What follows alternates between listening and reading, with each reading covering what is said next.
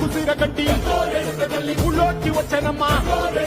చాలారి పూలు పెట్టి జాతరులు తెచ్చానమ్మా తంగేరు పూలు పెట్టి అంటాణ దూకేనమ్మా ముక్కు ముక్కెర పెట్టి ముల్లోకాల నెలనమ్మా